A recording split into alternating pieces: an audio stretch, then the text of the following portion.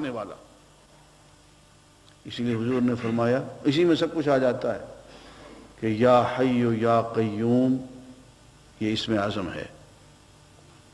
اور حدیث میں یہ بھی آتا ہے کہ حضور اکرم صلی اللہ علیہ وسلم پہ جو سخت ترین لمحہ آیا وہ غزوہ بدر کا تھا.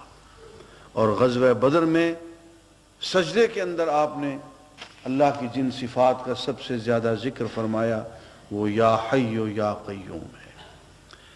تو فرمایا کہ اللہ وہ ذات ہے کہ اس کے علاوہ اس سوا کوئی عبادت کے لائق نہیں.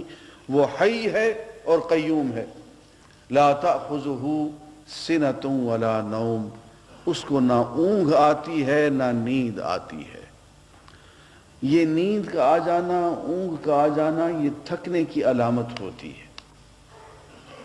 کہ کام کرتے کرتے اب گر گئے, نیند آ گئی, تھک گئے. فرمایا کہ وہ تھکتا نہیں ہے, اور تھکنا کمزوری کی علامت ہوتی ہے. آدمی کی جب قوت جواب دے جاتی ہے تو وہ تھک جاتا ہے, مگر اللہ تعالیٰ تھکتا نہیں ہے. ہاں عیسائی مذہب میں اللہ تعالیٰ تھک جاتا ہے. میں 6 دن کام کیا اور 7 دن تھک کے اس نے آرام کیا, چھٹی کر دی. ہمارا اللہ تھکتا نہیں ہے, وہ قوی ہے, وہ الحی القیوم ہے, اور اس کو نہ اونگ آتی ہے نہ نیند آتی ہے. ہمارے حضرت کہا کرتے تھے کہ وہ کبھی ہم سے غافل نہیں ہوتا, ہم اس سے غافل رہتے ہیں. اس لیے فرمایا کہ وَاذْكُرْ رَبَّكَ إِذَا نَسِيتَ, جب بھول جاؤ تو پھر اس کو یاد کرنے لگ جایا کرو.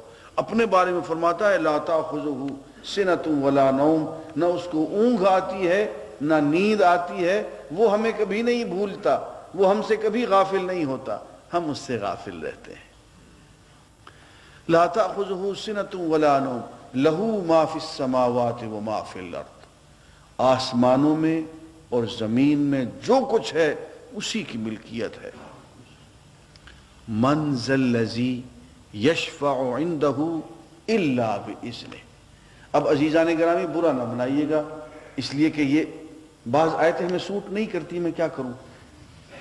اب اس آیت کا میں نے ٹیلی ویژن میں ترجمہ کیا تو لوگ, میرے بعض دوست مجھ سے لڑنے کو آ گئے کہ یہ تم نے کیا کیا. میں نے کہا یار قرآن میں دیکھو, میں نے اپنی طرف سے تھوڑی کیا ہے.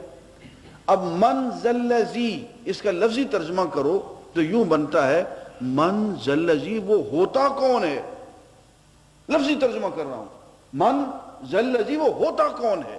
یشفع, جو شفاعت کر دے, عندہ, اللہ کے حضور, الا بإذنہ, ہاں اس کی اجازت اگر مل جائے تو پھر جو چاہے کرے. اس کی اجازت کے بغیر کس کا منہ ہے, کس کی ہمت ہے, وہ ہوتا کون ہے جو اس کے حضور کسی کی شفاعت کر دے. اب یہ آیت سوٹ نہیں کرتی ہمارے مزاج کو, اس لیے کہ ہم نے تو اپنے مزاج ڈھال رکھے ہیں نا, آیتوں کو کھینچ تان کے وہاں پہ پورا کرنے کی کوشش کرتے ہیں, اس کو سٹریچ کرتے ہیں. عزیزان گرامی, یہاں پتہ یہ چلا کہ شفاعت بھی اسی انسان کی ہو سکے گی جس کی وہ اجازت دے دے, اور وہی کر سکے گا جس کو وہ اجازت دے دے. تو شفاعت کی 2 بنیادیں شرطیں ہو گئی. پہلے تو کہ شفاعت کرنے والا بھی اپنا منہ لے کے آئے نا, اس کو اجازت ملے. پہلے تو اپنے آپ سے فارغ ہو چکا ہونا. سب سے پہلی بات تو یہ کہ اپنا پیتا ہی پانی ہوگا. جہاں نفسی نفسی ہوگی تو کون کسی کی سفارش کرے گا, کون کس کی شفاعت کرے گا. یہی وجہ ہے کہ شفاعت کبرا اولا, سب سے پہلی شفاعت جو قیامت میں ہوگی, جس وقت کے تمام انسان کھلی دھوپ میں کھڑے ہوں گے اور کمریں تختہ ہو چکی ہوں گی, ہڈیوں کے جوڑ برابر ہو چکے ہوں گے. لوگ سجدہ کرنا چاہیں گے لیکن سجدہ نہیں کر سکیں گے. رکوع اللہ کے حضور کرنا چاہیں گے لیکن جوڑ تختہ ہو چکے ہوں گے, رکوع کرنے کی, سجدہ کرنے کی اجازت نہیں ہوگی. جسم ساتھ ہی نہیں دیں گے.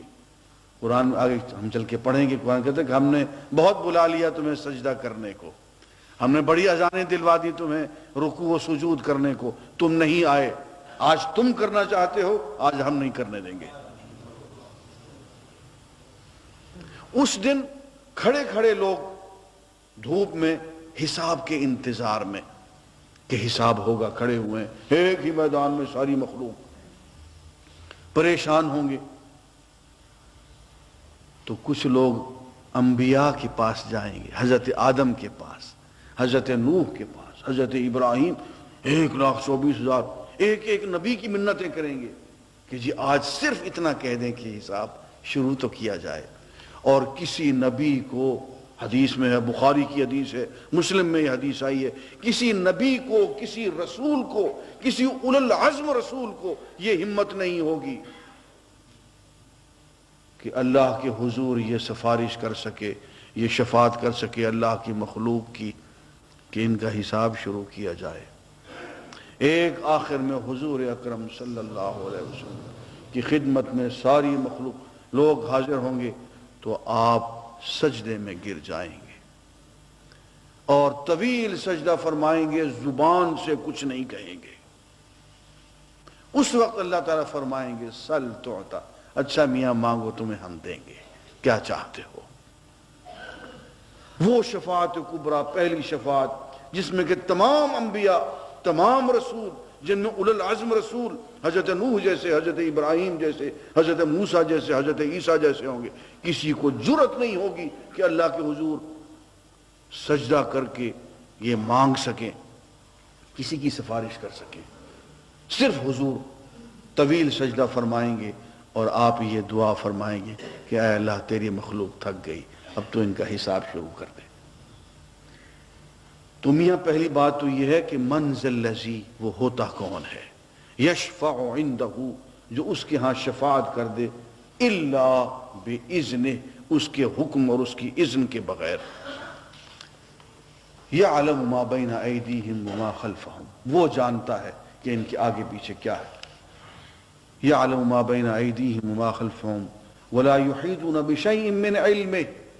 اب یہ آیت پھر ہمیں سوٹ نہیں کرتی، اس کا لفظی ترجمہ ذرا دیکھیے، ولا یحیطون، وہ احاطہ نہیں کرتے، بشیء، کسی شے کا بھی، من علمہ ہی، اس کے علم میں سے، اللہ کے علم میں سے کسی شے کا ان کو پتہ ہی،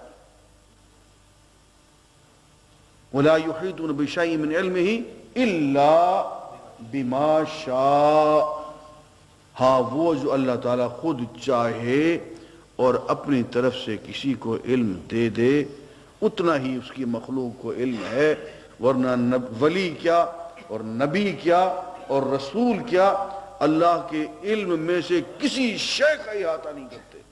یارو اس آیت کے الفاظ پر غور کرو، کیا تم نے کر رکھے ہیں عقیدے؟ عالم ما کان و ما یکون کہتے پھرتے ہو، خدا سے ڈرو، قرآن میں تبدیلی نہ کرو، قرآن کے مفہوموں کو بدلنے کی کوشش نہ کرو کہ فلاں کو ہر ایک چیز کا جی ذاتی علم ہے اور سارا علم ہے۔ وہ قرآن کو پڑھو بھائی، ولا یحیطون، وہ احاطہ نہیں کرتے، بشیء، کسی شے کا، من علم ہی، اللہ کے علم میں سے، الا بما شاء، سوائے وہ جو وہ چاہے، جتنا وہ دے دے۔ اور یہ آیت وہ ہے جو ہمیں ہر نماز کے بعد پڑھائی جاتی ہے، لیکن ہماری بدنصیبی ہے کہ ہم نے طے کر رکھا ہے جو بھی پڑھیں گے بغیر سمجھے ہی پڑھیں گے، جنتر منتر سمجھ رکھا ہے ہم نے، ہاں جیسے کہ وہ ہندو پنڈت جنتر منتر کر کے پھونکے مارتے ہیں، وہی تماشے ہم نے بنا رکھے۔ میاں یہ تعلیم ہے، ہر نماز کے بعد اپنے آپ کو سمجھانا ہے اور سجھانا ہے اور اس عقیدے کو دل میں بٹھانا ہے۔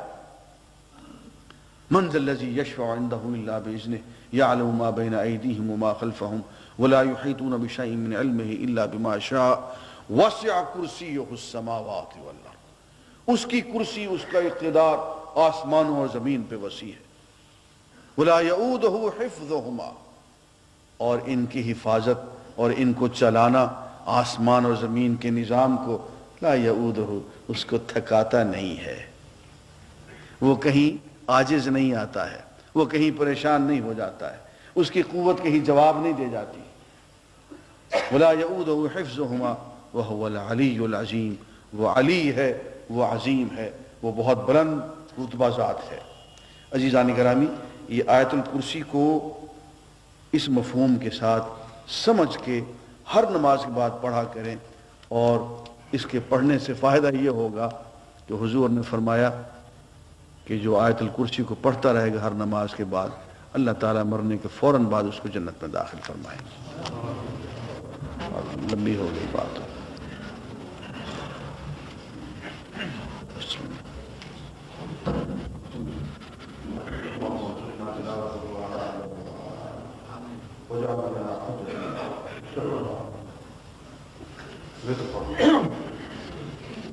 اللہ